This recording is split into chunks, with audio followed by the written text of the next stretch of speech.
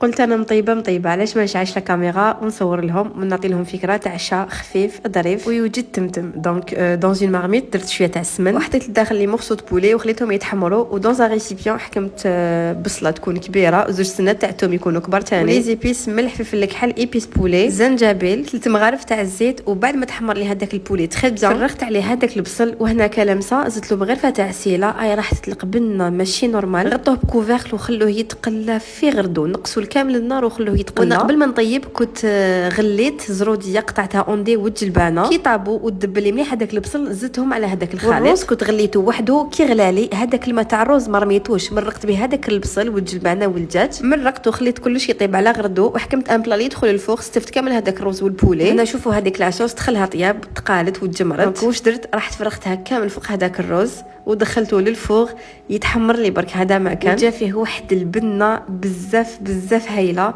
نتمنى تسيو هاد لا غوسات خفيفه ظريفه توجد لكم تمتم، ماشي هذاك الروز اللي يجيكم معجن ولا ناشف او راح يجي من اروع ما يكون.